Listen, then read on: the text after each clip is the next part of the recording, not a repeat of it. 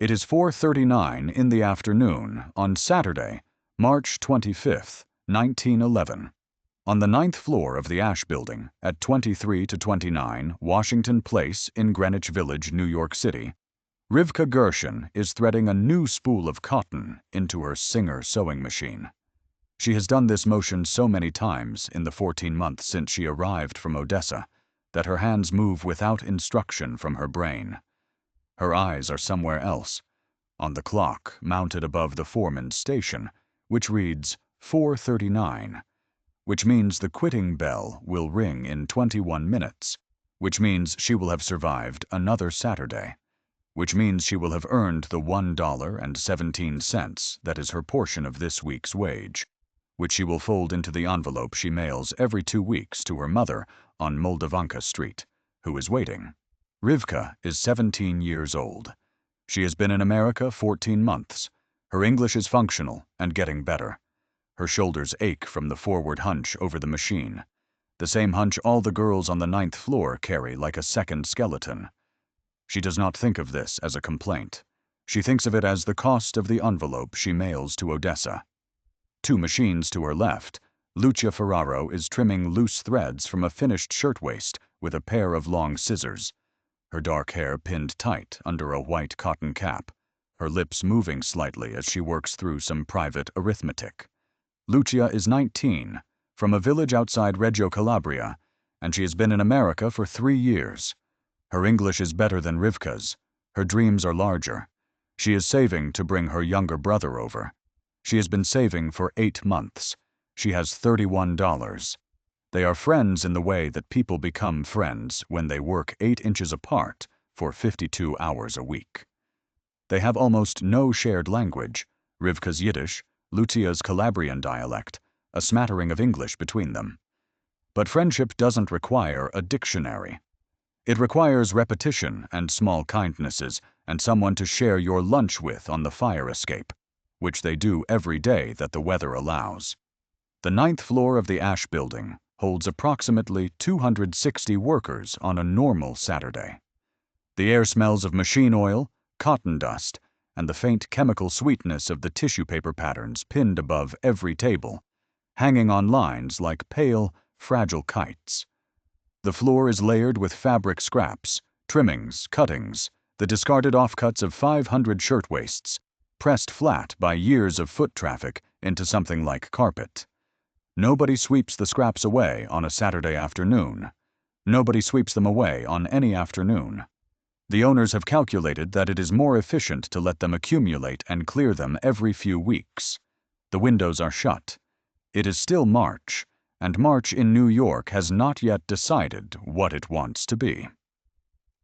The door at the end of the Green Street stairwell is locked. It has been locked for 2 years. Everyone on the 9th floor knows it is locked.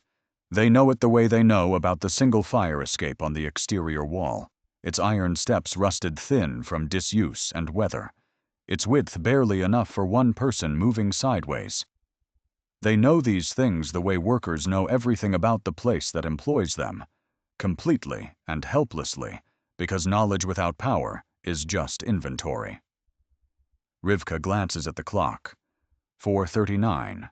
She threads the spool. She does not know that she has 1 minute left. In 18 minutes, 146 people will be dead. The doors were locked because the owners were afraid someone might steal a scrap of fabric worth less than a penny. That is the entire story. Everything that follows is just the record of how it happened. The Triangle Waist Company had been making shirtwaists, the high-collared blouses that were the essential garment of the American working woman in 1911, since 1900. By 1911, it was one of the largest garment manufacturers in New York, employing around 500 workers in the upper floors of the Ash Building, a 10-story structure of brick and wood frame interior that its architect, John Woolley, had declared fireproof. The building's cast-iron exterior was fireproof. The wooden floors and staircases inside were not. Woolley's definition of fireproof meant the walls will not collapse. It said nothing about what happened to the people inside them. The owners were Max Blank and Isaac Harris. They were, by the standards of 1911 New York garment manufacturing, successful men. They had come from nothing. Jewish immigrants themselves, from Eastern Europe, with the particular immigrant's hunger that comes from having been poor enough to understand what poor means. They had built a company. They employed hundreds of workers. In certain civic narratives, this made them admirable. In practice, it made them men who had simply found themselves on the other side of a line and chosen to act accordingly. Their workers earned $6 to $7 for a 52-hour week. The math on this, if you are willing to do it: 52 hours per week, 6 days, with a half day on Saturdays. $7 divided by 52 hours is 13.5 cents per hour.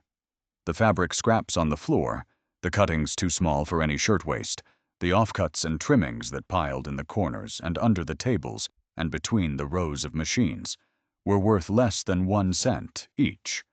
A handful of them, maybe 2 cents.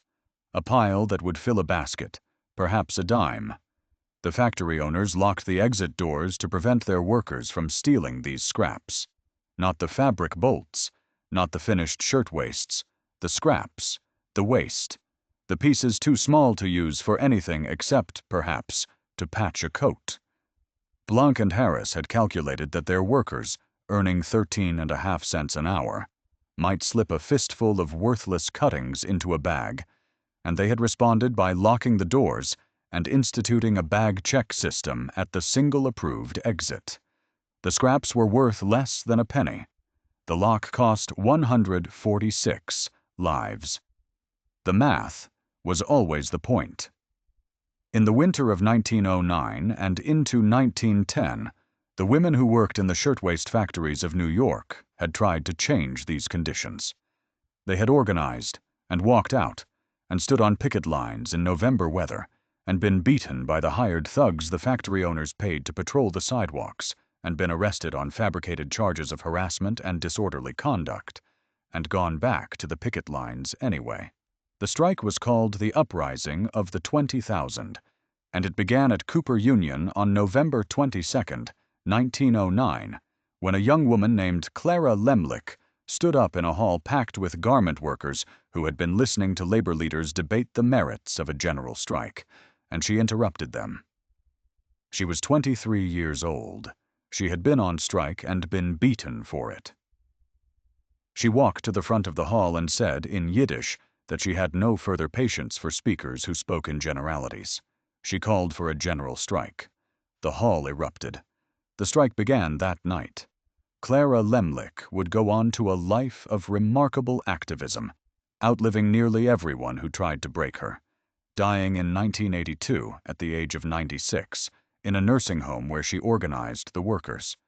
In November of 1909, she stood in Cooper Union and said, "I am a working girl, one of those striking against intolerable conditions."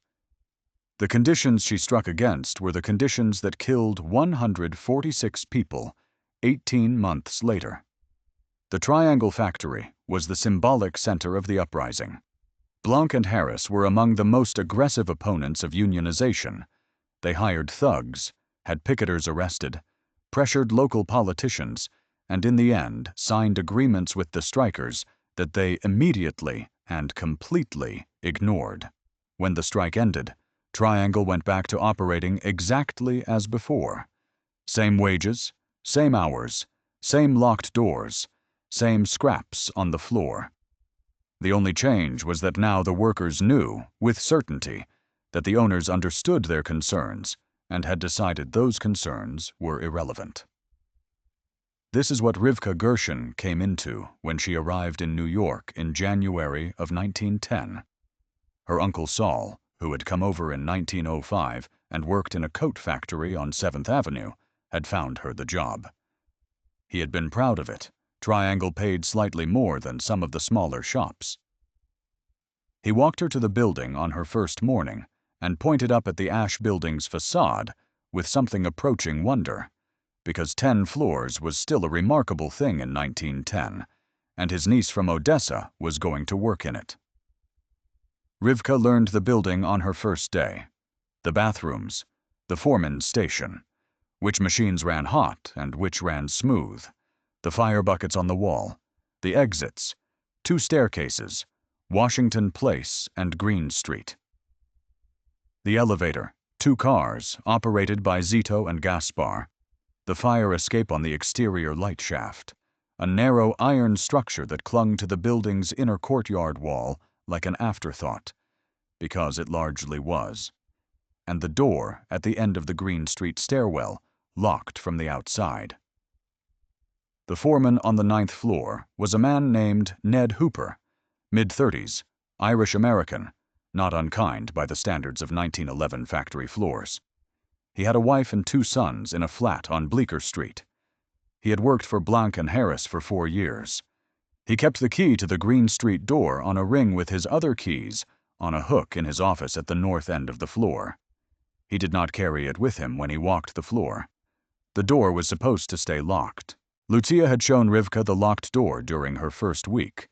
She had knocked on it once, lightly, with her knuckle, the way you test a wall. Locked, she said, in English, which was still one of the few words they shared.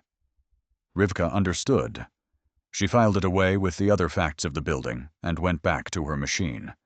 Every day for 14 months she had walked past that door on her way to the toilet, which was beyond it on the Green Street side. Every day, the door was locked. She had stopped noticing it the way you stop noticing a wound that has become a scar. It was just the texture of the place. A locked door in a building where she worked. One of dozens of small humiliations that added up to the life available to a 17-year-old immigrant woman in 1911 New York, which was still, by the measure of where she had come from, a life worth having. She had never imagined she would need it to be open. Nobody on the 9th floor had. You don't imagine needing a door until the alternative arrives. The alternative arrived at 4:40 p.m. on March 25, 1911. The fire started on the 8th floor. The precise cause was never definitively established. A discarded cigarette, most likely, or a match dropped carelessly near a scrap bin. The cutting room on the 8th floor was the source, a room where the cutters worked with long blades, slicing through layers of cotton fabric stacked 8 inches deep on the cutting tables, and where the offcuts fell to the floor and had been falling for weeks, for months, for years, into drifts that reached the legs of the tables and packed into corners and rustled when you walked through them, like dead leaves in autumn. The tissue paper patterns hung above the tables on lines strung across the ceiling. They were the first things to catch. The 8th floor had approximately 180 workers. Some of them saw the first flash of flame and moved immediately. Others smelled smoke before they saw anything. The elevator operators, Joseph Zito and Gaspar Mortillaro, began running their cars between floors the moment they understood what was happening, pressing the cars to the 8th floor, loading as many people as they could, running them down, coming back up. Zito made 4 trips before the heat warped the elevator shaft, and the car began to slow and stick. 4 trips. He saved dozens of lives with those 4 trips, hauling the car manually while the air around him thickened and the shaft began to glow. The telephone operator on the 8th floor, a young woman named Dinah Lifshitz, called the 10th floor, where Blanc and Harris kept their offices, to warn them. She saved the owners' lives. Then she saved her own. Others on the 8th floor reached the Washington Place staircase and poured down it. Others reached the Green Street staircase and went down and out. The 8th floor had more warning, more options, more time. The 8th floor lost some people to the flames and the elevator shaft. But the 8th floor was not the worst. The 9th floor was the worst. Rivka heard the bell first. Not the quitting bell. She would have recognized the quitting bell in her sleep. This was the fire bell, mounted near the foreman's station, a brass dome on a brass bracket, and it rang at 4:40 p.m. with a sound that was simultaneously alarming and confusing, because the fire bell had been tested twice since she started, and both times it turned out to be a test, and everyone went back to work. She lifted her head from her machine. Around her, other girls were doing the same, looking up, looking around. Then she smelled it. Cotton smoke is not like wood smoke. It is faster, denser, more immediate. It does not drift. It spreads. It fills space the way water fills a glass, from the bottom up.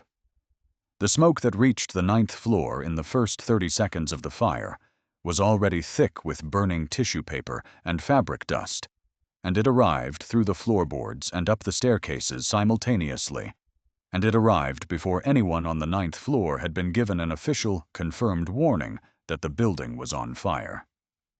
Ned Hooper came out of his office at the north end of the floor at a fast walk that became a run before he had crossed 20 feet. He had heard the bell. He could smell the smoke. He understood, with the sudden absolute clarity that comes in certain moments, that this was not a test. He shouted in English. Then he tried his Italian.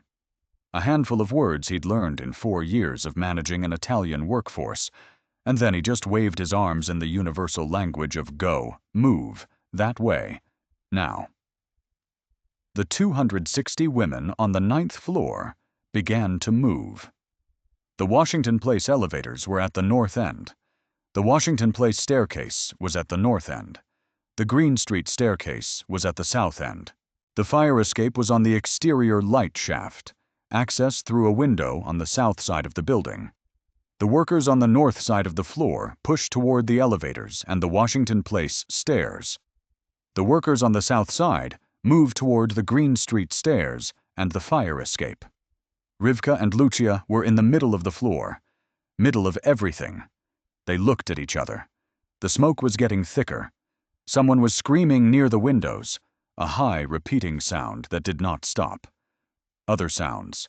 The crash of overturned chairs, machines pushed aside, the sudden rush of many feet on a wooden floor, the way a crowd sounds when it changes from a crowd to a surge. Lucia grabbed Rivka's hand. They moved south, toward the Green Street door. Ned Hooper was also moving south. He was moving fast, shouting at people to use the Green Street stairs because the Washington Place side was already overcrowded and people were pushing, and the elevator car had not come back in what felt like a very long time. He reached the south end of the floor. He reached the Green Street door. He tried the handle. Locked. Of course it was locked. He had locked it himself that morning during the bag check and he did not have the key. The key was on his ring, on the hook in his office, at the other end of the floor. He turned around and ran back through the smoke toward his office. This is the moment the story turns. Not when the fire started. Not when the owners built the factory without sprinklers. Not when they instituted the bag check policy. All of those were the long preparation for this moment. Ned Hooper, a man with the key, running back through a smoke-filled room to get it from a hook on a wall. He had 90 seconds, maybe less. Who had the key? The workers pressing against the Green Street door from the south side pressed harder. They pressed the door, as though if enough hands touched it simultaneously, it would yield. It did not yield. The door was made of wood and iron, and the will of 2 men who feared the theft of fabric scraps, and it held. Lucia reached the door at the same time as a dozen other women. She could not see clearly. Smoke, other bodies, the particular darkness of a room where the afternoon light from the windows was being eaten by the color of the air. She pushed. Others pushed. She could feel the heat now from below, rising through the floorboards, and the smoke was no longer something she could see above her. It was something she was breathing, something that lived inside her lungs, and would not leave. Rivka was directly behind her.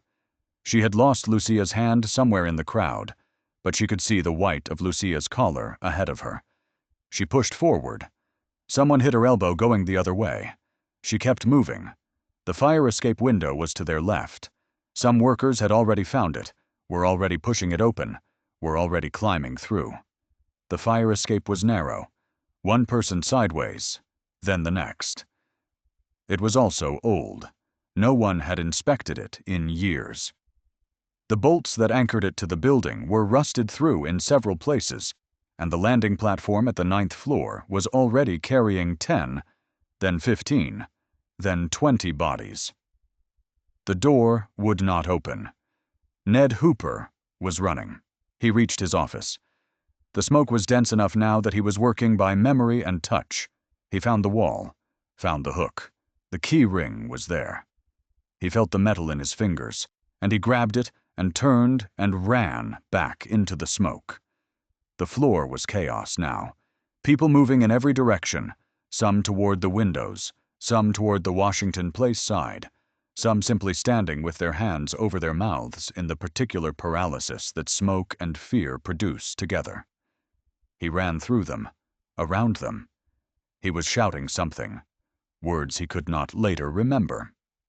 He reached the door. He found the key. First try, or second.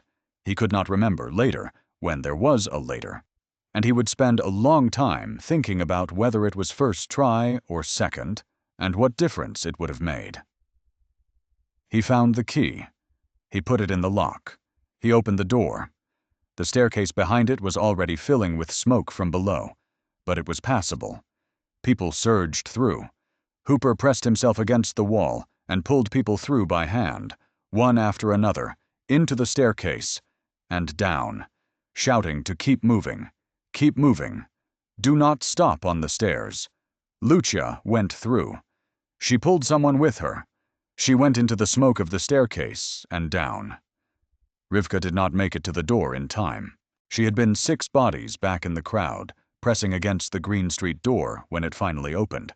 And when it opened, the surge forward was violent, bodies moving at once, the physics of relief and panic combined.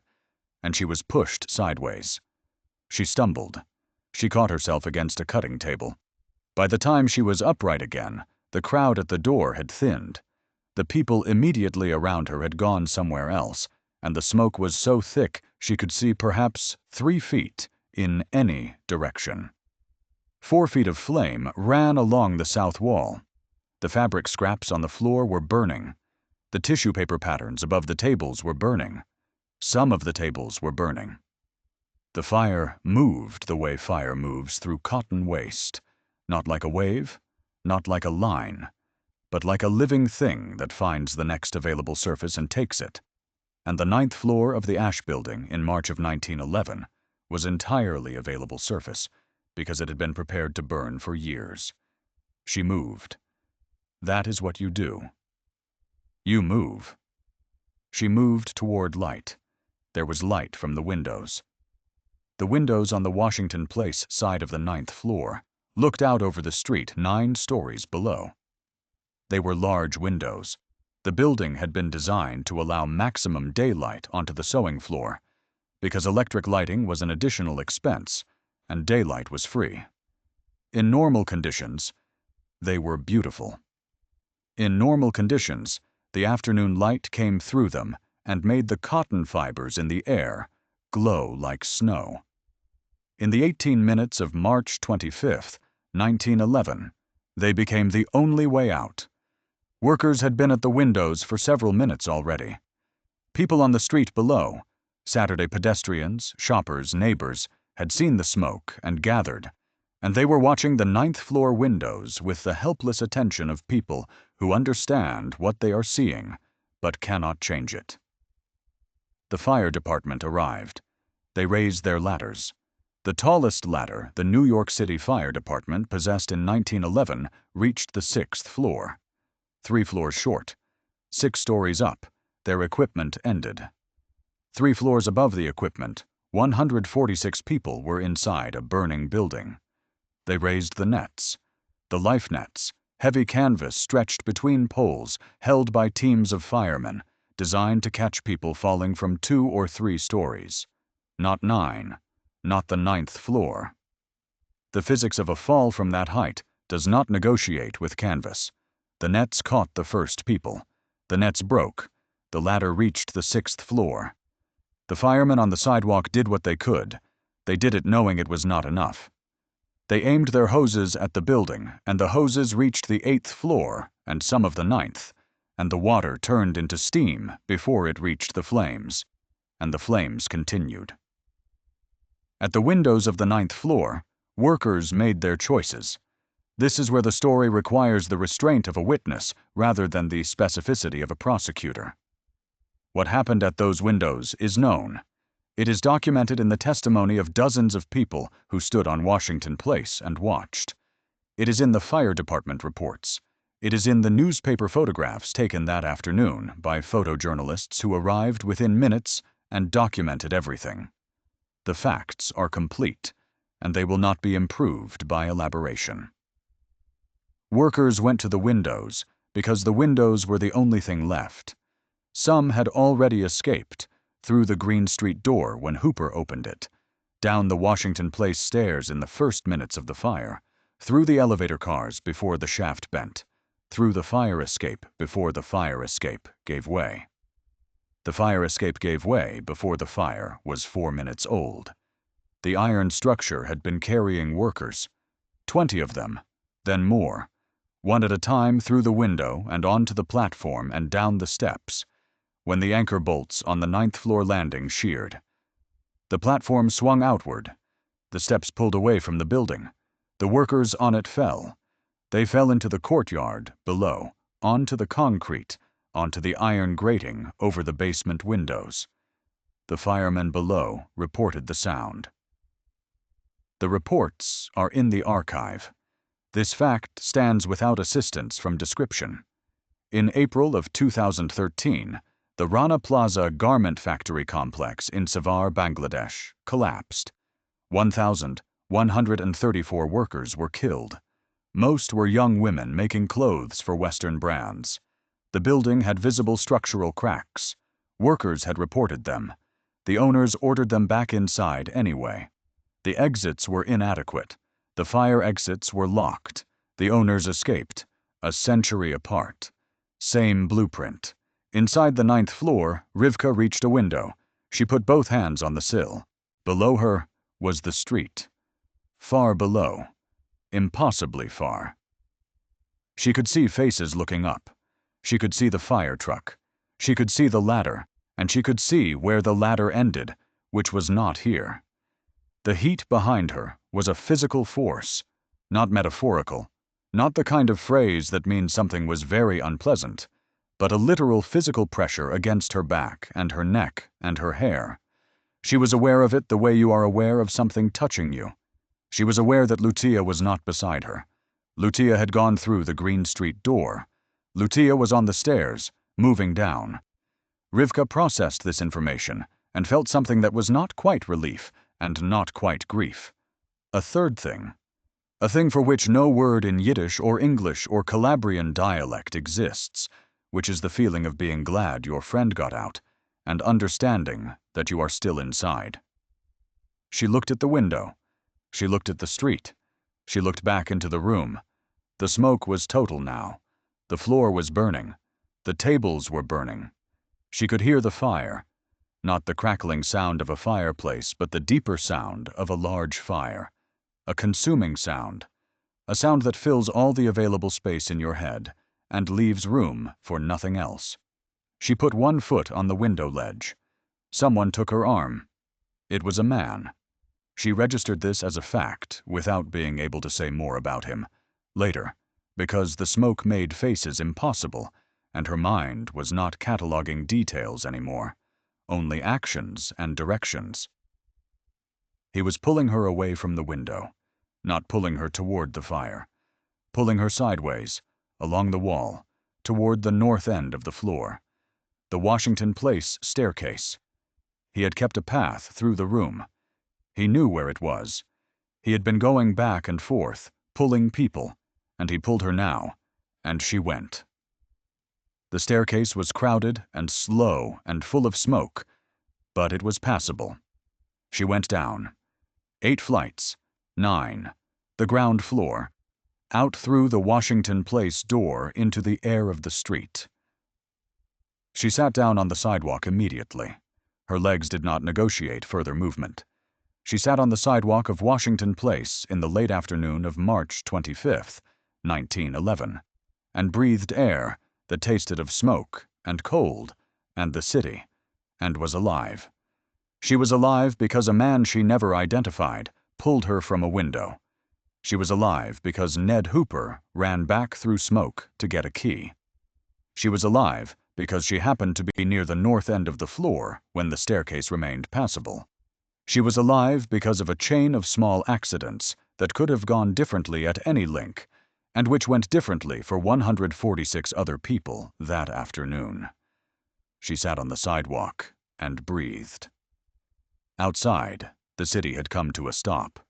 Word travels fast in a dense neighborhood on a Saturday afternoon, and by the time the fire department arrived, Washington Place was already lined with onlookers. Hundreds of people who had been going about their Saturday errands and had stopped when they saw the smoke. They were watching the 9th floor windows from below. They were watching the fire escape swing away from the building. They were watching the nets break. Among the people on the sidewalk was a 26-year-old woman named Frances Perkins. She had been having tea with a friend nearby when she heard the fire trucks and ran toward the sound. She was a social worker, educated at Mount Holyoke and Columbia, working with the New York Consumers League on factory conditions. She had spent years arguing, writing, lobbying for exactly the reforms that the owners of Triangle and buildings like it had resisted. She knew what conditions inside the garment factories looked like. She had seen the reports. She stood on the sidewalk of Washington Place and watched what she had been arguing about in the abstract become 9 stories of specific, visible, irreversible reality. She watched the nets break. She watched the fire ladders reach the 6th floor and stop. She stayed until the fire was out. She stayed until the bodies on the sidewalk were covered with tarpaulins. She stayed until there was nothing left to watch except the smoke still pouring from the windows. She went home, and she did not sleep. The woman who watched this fire from the street became the Secretary of Labor. She built the New Deal. Your 8-hour workday, your overtime pay, your workplace safety regulations.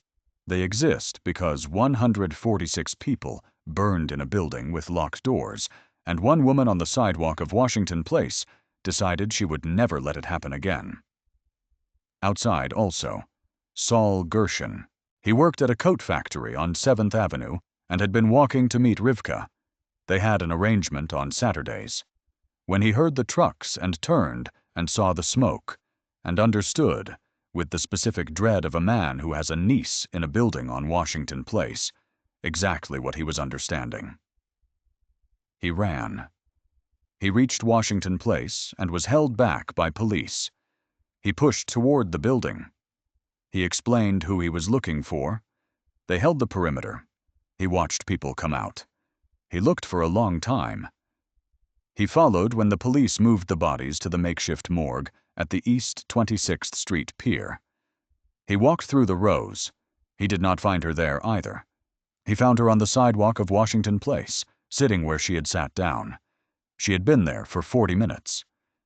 He sat down beside her without saying anything, because there was nothing to say, and put his arm around her, and she put her head on his shoulder, and they sat together while the smoke came out of the windows above them. He had left Ukraine so his niece could work in a building without locked doors.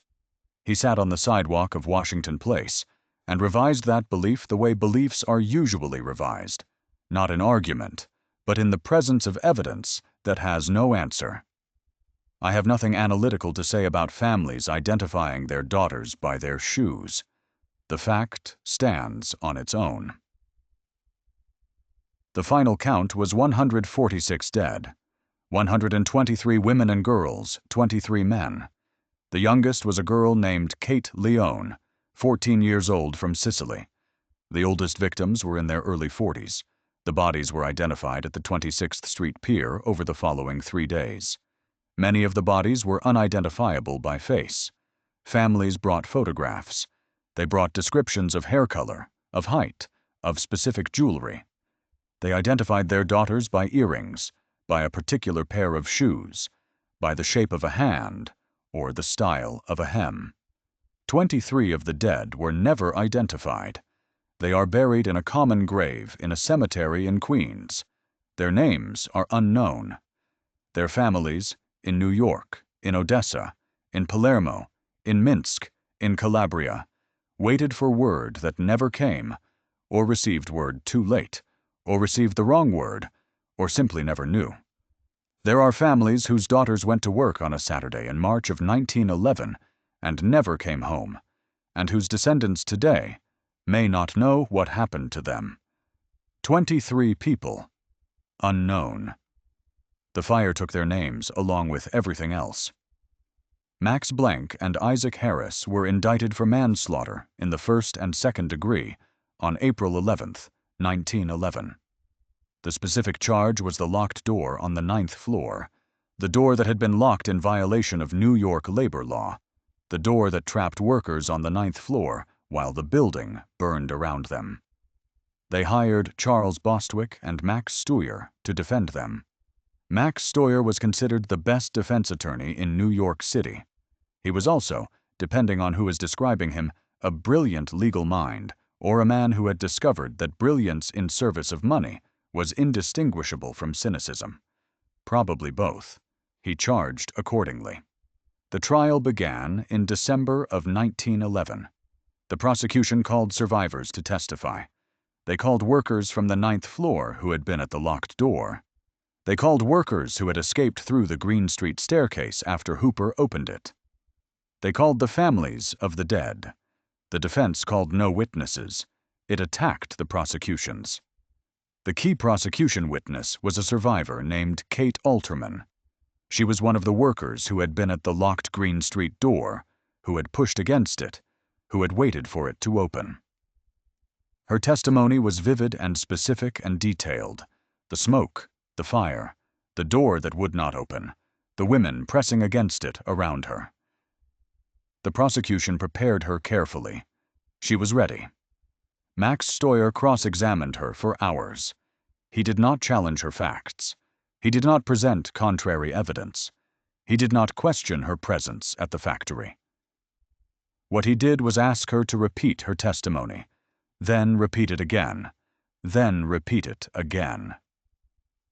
He asked her to tell the story of the fire, in her own words, 3 times, and each time she told it, it came out almost identically. The same phrases, the same sequence, the same words in the same order. Steuer argued to the jury that this proved her testimony was memorized, that the prosecution had scripted her, that she was not telling them what she had seen, but what she had been coached to say, that no genuine recollection would be so precise, so consistent, so word-for-word reproducible. He did not consider, or chose not to argue, that some things are consistent because they happened, that a woman who was present at a locked door while a building burned around her might remember it precisely because it was precise.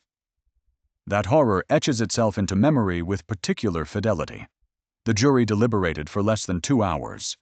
They acquitted Blanc and Harris on all charges on December 27, 1911.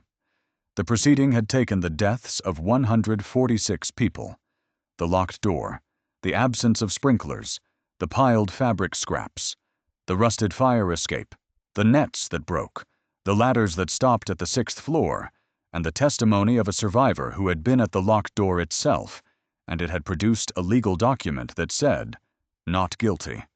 The process had worked exactly as designed. 2 years after the acquittal, in 1913, Max Blank was discovered in his new factory with the doors locked. The fire inspector who found the violation issued a fine. The fine was $20. If you are doing the math, and someone should be, that is approximately 14 cents per death. In 1914, Blanc and Harris settled the civil wrongful death lawsuits brought by the families of the 146 dead. The settlement was $75 per victim. Their fire insurance policy paid out approximately $60,000. $60,000 in insurance. $75 per death to the families. After legal costs and settlements, The net benefit to Blanc and Harris of the fire that killed their workers was approximately $325 per death. They had locked the doors to prevent workers from stealing fabric scraps. The scraps were worth less than a cent each. The workers earned 13.5 cents an hour for making the products that generated the insurance policy that paid $60,000. Everything about this is exactly what it appears to be. Lucia Ferraro survived. She went down the Green Street stairs and out onto Washington Place. She was treated for smoke inhalation at a hospital on West 10th Street. She had burns on her hands from pressing them against the door. When she returned to work 3 weeks later, not to Triangle, which was finished, but to a smaller shop on Broome Street, she checked the exits on her first day. She checked them every day after that for the rest of her working life. She eventually brought her younger brother over. She met him at the dock in 1913. She lived in New York until 1967. She had grandchildren born into a country with fire codes and mandatory sprinkler systems, and they never knew why she always checked the exits. Rivka Gershon recovered.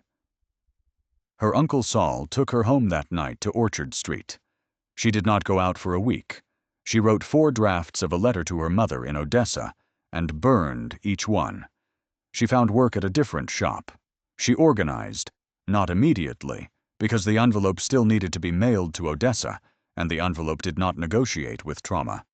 But eventually she found her way to the meetings of the International Ladies Garment Workers Union. She became one of the people who pushed for the legislation that came because of the fire. She brought her mother to America in 1914. Her mother looked at the Orchard Street apartment and said it was smaller than she had imagined. Rivka said, "Wait until you see the city." The city was, in fact, responding. By Sunday, newspapers had printed 146 in large type. By the following weeks, the political pressure of 146 dead workers, of their bodies on the sidewalk, the photographs, the survivor testimony, had produced something that labor organizing alone had failed to produce. Governor John Dix appointed a factory investigating commission, led by State Senator Robert Wagner and Assemblyman Al Smith. Both would go on to national prominence. In 1911, they were Albany legislators charged with finding out what had happened in the factories of New York. They went in and looked. They wrote 36 new laws: maximum hours, minimum age, mandatory fire safety, sprinkler requirements, factory inspection, workers' compensation. 36 laws in 4 years. The legislative record of a society that had seen what the alternative looked like and decided, at least in that moment, that it did not want to look at it again. It was not fast enough to save the 146. Nothing was fast enough for that. But it was something. The Ash Building still stands. It is now called the Brown Building, owned by New York University, a classroom building at 23-29 Washington Place. Students walk through its doors every day. They study chemistry and biology and the arts. They look out the same large windows at the same view of Washington Place below. There is a plaque on the exterior wall. It was installed in 1961. Every year on March 25th, a memorial is held at the site. The names of the 146 dead are read aloud. It takes a while to read 146 names. The crowd stands on Washington Place and listens on the sidewalk where the bodies were. Frances Perkins lived to be 85. She served as Secretary of Labor from 1933 to 1945, 12 years, the longest tenure in the history of that office, and the first woman to serve in a presidential cabinet. She designed the Social Security Act. She built the framework of workplace protection that remains in its essential architecture, her work. She kept a copy of the photograph of the Washington Place sidewalk in her desk drawer for her entire career. Not on the wall, in the drawer. She called it, in her later years, the day the New Deal began. She meant, Here is where the abstract argument became 146 bodies on a sidewalk, and a personal obligation that did not permit her to look away. The Triangle Waste Company owners collected $60,000 in insurance and paid $75 per death. After legal fees and settlements, they made approximately $325 for every worker who died in their factory. The doors had been locked to prevent the theft of fabric scraps valued at less than 1 cent each. The building still stands. The names are read every year. The scraps are long gone.